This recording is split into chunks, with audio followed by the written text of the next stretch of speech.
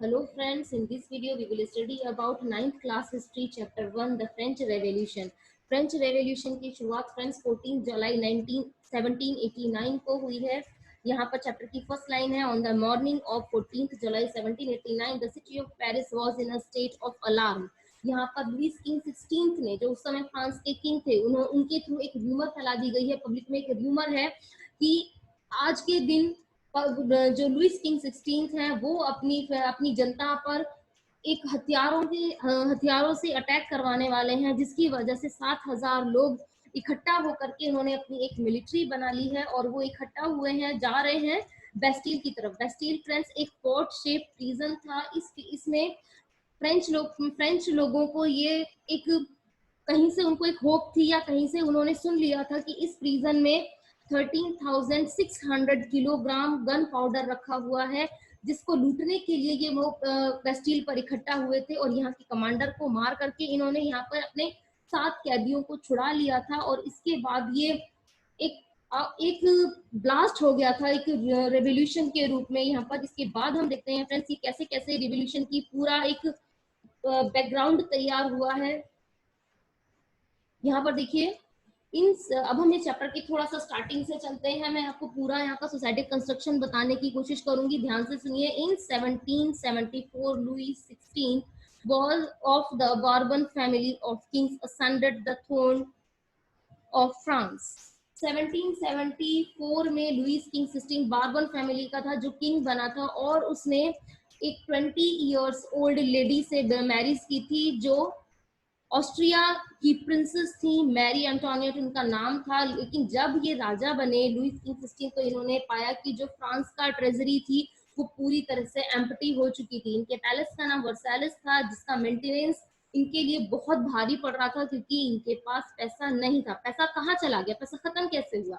तो friends, France ने America की हेल्प की थी ब्रिटेन से खुद को फ्रीडम दिलाने में, इंडिपेंडेंस के लिए। फिर ब्रिटेन से अमेरिका की इन्होंने हेल्प की। इस वजह से इनके पास अमेरिका की हेल्प करने की वजह से फ्रांस के पास बहुत सारा लोन इकट्ठा हो गया था, बहुत सारी क्राइसिस आ गई थी जिससे कि अभी तक ओवरकम हो नहीं पाए थे। और इस लोन का अमाउंट था लगभग 2 billion livres. Livre is the was the currency of France at that time.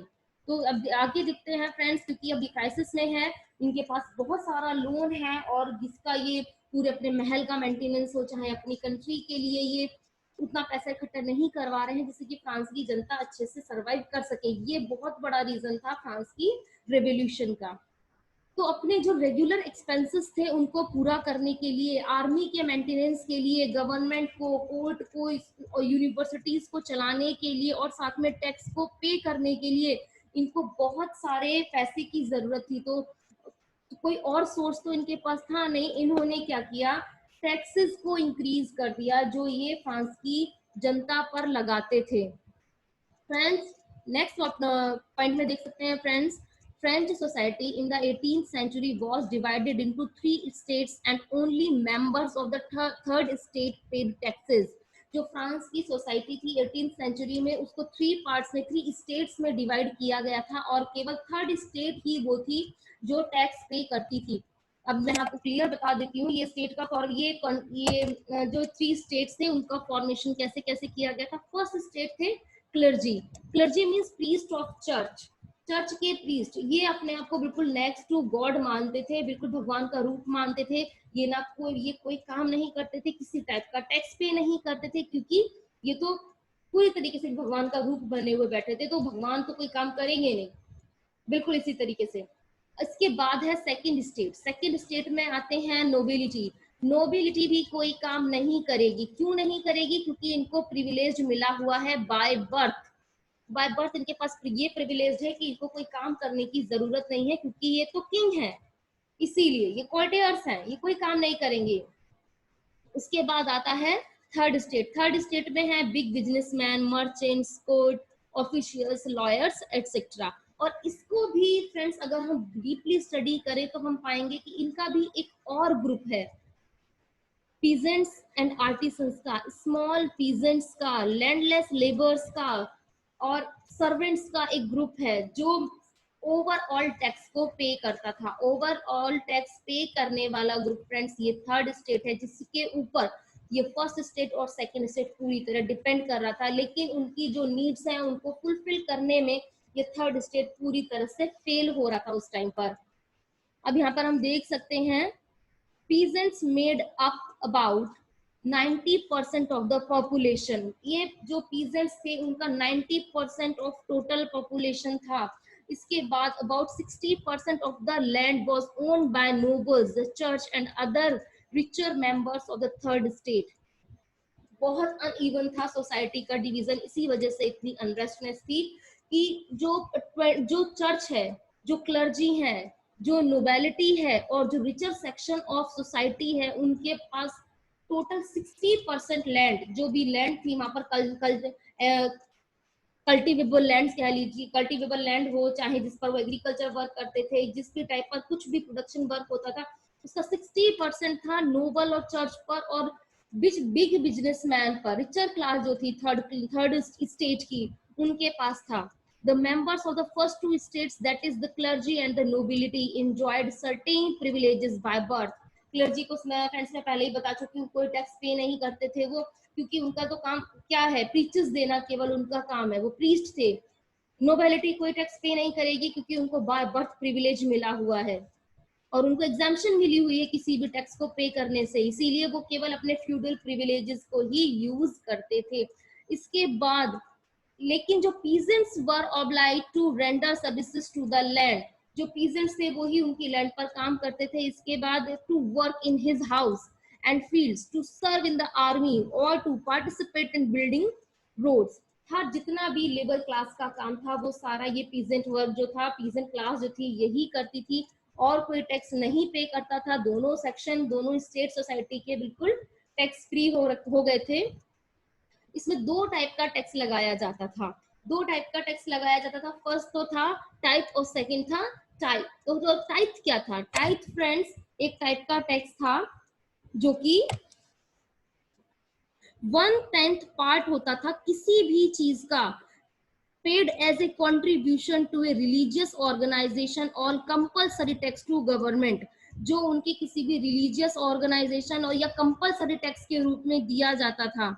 और ये टैक्स वो किस फॉर्म में देते थे, मतलब इस टैक्स को उन्होंने पे करना ही करना है। अपना एग्रीकल्चर प्रोड्यूस जो है या फिर कोई रिलीजियस काम वो कर रहे हैं उसके ऊपर ये टैक्स अपने 1/10 टैक्स इनको पे करना ही करना है। और उसके बाद आता है टेल। टेल क्या है? Was a direct tax on the French peasantry and non nobles of France. जो नॉन नोबल्स थे, फर्स्ट और सेकंड क्लास स्टेट को बिल्कुल निकाल दीजिए, इसके बाद जो भी लोग बचते हैं वो इस टैक्स को, ये डायरेक्ट टैक्स है जो लैंड पर लगाया जाता था। The tax was imposed on each household and was based on how much land it held and was directly paid to the state. ये भी स्टेट को दिया जाने वाला डायरेक्ट टैक्स था जो उनकी लैंड पर लगाया जाता था, जो उनकी छोटी छोटी खाने की चीजों तक पे लगाया जाता था। ये वो टैक्सेस थे और ये टैक्स की अमाउंट इतना हैवी हो जाता था कि उनके थर्ड स्टेट के लोगों के लिए इसको पे करना बहुत मुश्किल होता था। इस पिक्चर में आप देख सकते हैं कि जो एक पीजेंट है उसके खेत में जो भी कल्टीवेट हो रहा है या जो भी सामान का, अगर छोटा मोटा वो तो सामान बनाता है या छोटा मोटे सामान का व्यापार करता है, खरीदने बेचने का काम करता है, उसमें से कुछ पार्ट वो ले जा करके नोबेलिटी को देता है। और यहाँ पर देखिए बॉक्स में लिखा हुआ है, this poor fellow being everything, grain, fruits, money, salad, ate the fat lord sits there ready to accept it all. He does not even care to grace him with a look। यहाँ तक कि वो एक दया भरी नजर से peasant की तरफ देखता भी नहीं है और एक पीजेंट की ड्यूटी बनती है कि वो जो भी कमा रहा है वो उसको गिफ्ट के रूप में देता चला जाए। This struggle to survive, struggle शुरू कहाँ से हुआ, कहाँ से इतनी सारी प्रॉब्लम्स एकदम से आ गई? तो देखिए, the population of France rose from about 23 million in 1715 to 28 million in 1789। जो फ्रांस की रेवोल्यूशन है इसमें कितना बड़ा राइज हुआ है 1715 से लेकर के 1789 के बीच में 23 मिलियन पॉपुलेशन का राइज हुआ है, जो उनकी जो बेसिक नेसेसिटीज हैं उस डिमांड को भी फुलफिल करने में पूरी नहीं पड़ रही थी। फूड ग्रेन्स की शॉर्टेज हो गई थी और इसीलिए फूड ग्रेन्स की शॉर्टेज थी, पॉपुलेशन बढ़ गई थी और उनकी डिमांड पूरी नहीं हो पा रही थी, जिससे कि लोग बहुत ज्यादा परेशान थे। Most workers were employed as labourers in workshop whose owners fix their wages। क्योंकि हमने पहले ही पढ़ लिया है कि ये पीजेंट क्लास थी, ये वर्कर क्लास थी, ये लेबर क्लास थी, ये वर्कशॉप में काम करती थी, जिसके इसके बदले में मिलने वाला पैसा इनके लिए फिक्स कर दिया गया था कि इससे ज्यादा नहीं मिलेगा। टैक्स बढ़ रहा था बट अर्निंग नहीं बढ़ रही थी और मार्केट में सामान के दाम बढ़ते चले जा रहे थे, जिससे कि एक जो बेसिक जो नेसेसिटीज होती हैं उसको भी फुलफिल करना इसके लिए मुश्किल हो रहा था, जिससे कि ये सब्सटेंशियल क्राइसिस आते चले गए और कंडीशन वर्स्ट होती चली गई। बेड हार्वेस्ट हो रहा है और जो पुअर हैं वो मतलब बिल्कुल अपनी रोटी भी नहीं खरीद पा रहे हैं, बहुत सारी डिसीज हो रही हैं, एपिडेमिक्स हो रहे हैं। क्योंकि फ्रेंड्स ये सारी चीजें की कंडीशन बनती क्यों है? जब कोई भी सोसाइटी का स्ट्रक्चर प्रॉपर नहीं होगा, जब सोसाइटी में कोई भी काम प्रॉपर वे में नहीं होगा तो वहां पर प्रॉब्लम्स होंगी। इंसान भूखा है, इंसान परेशान है, तो वो कैसे अपनी फसलों को देखेगा, कैसे वो किसी फैक्ट्री में काम करेगा, कैसे वो कोई भी काम वो प्रॉपर नहीं कर सकता। और ये सारी कंडीशन फ्रांस में आ चुकी थी। सॉल्यूशन कुछ नहीं था, केवल एक्सप्लॉयटेशन हो रहा था हर फील्ड में। A growing middle class envisages an end to privilege। अब धीरे धीरे लोगों में समझ आनी शुरू हुई, उन्होंने सोचना शुरू किया। इवन जो थर्ड स्टेट था उन्होंने भी ये सोचना शुरू किया। थर्ड स्टेट्स के भी कुछ एजुकेटेड लोग थे जिन्होंने इस बारे में बहुत सोचा कि ऐसे कैसे चलेगा, ये नहीं चल सकता था, ये नहीं चल सकता था ऐसे कि कंट्री में इतनी बुरी हालत हो जाए कि लोगों के पास खाने के लिए रोटी नहीं हो और ये भी मैक्सिमम ऐसे ही सरवाइव करें। तो merchants and manufacturers, the third stage included professors और एंड लॉयर्स, एडमिनिस्ट्रेटिव ऑफिसर्स। ये जो एजुकेटेड क्लास थी इन्होंने ही सोचना शुरू किया कि जो बाय बर्थ प्रिविलेज मिला हुआ है ये खत्म होना चाहिए। इसकी जगह पर rather a person social position must be depend on his merit. इंसान की एबिलिटी पर डिपेंड होनी चाहिए, उसको क्या मिलना है और क्या नहीं मिलना है। कौन से प्रिविलेजेस उसके पास हो ये बाय बर्थ डिसाइड नहीं हो, ये उसकी मेरिट के बेस पर डिसाइड हो। इन्हीं व्यूज को लेकर के कुछ फिलोसोफर्स ने इस पर अपने अपने व्यूज दिए हैं, जिनमें जॉन लॉक है, जीन जैक रूसो है। In his two treatise of government, ये इन्होंने बुक लिखी है। इसमें जॉन लॉक कहने की कोशिश कर रहे हैं to refute the doctrine of the divine and absolute right of the monarch। इन्होंने जो किंग का ऑब्सोल्यूट राइट है, मोनार्क का ऑब्सोल्यूट राइट है, मोनार्क लुइस किंग 16 का जो ऑब्सोल्यूट राइट है उसको खत्म करने के बारे में बोला है। रूसो ने भी इनकी बात को आगे बढ़ाते हुए कहा है कि जो गवर्नमेंट है वो सोशल कॉन्ट्रैक्ट पर बेस होनी चाहिए, मतलब कि लोग होने चाहिए और लोगों के रिप्रेजेंटेटिव इलेक्ट किए जाने चाहिए जो लोगों की बात को आगे तक पहुंचाएं।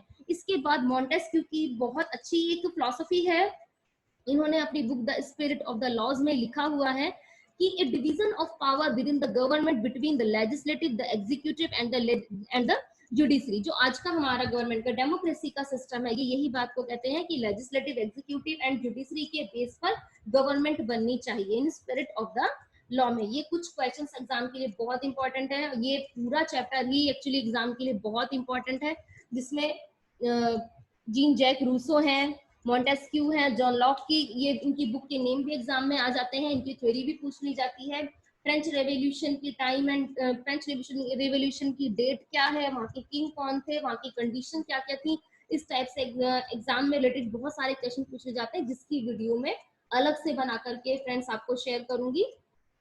यहाँ पर भी हम इसी में फ्रेंच रेवोल्यूशन के एक पूरा ओवरव्यू ही लेते हैं। The American constitution and it's guarantee of individual rights was an important example for political thinkers in France.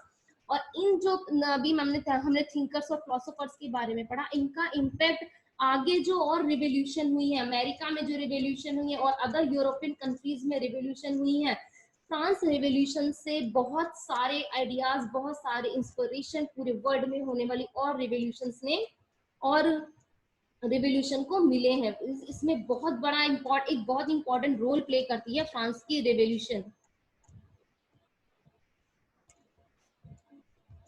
Okay friends.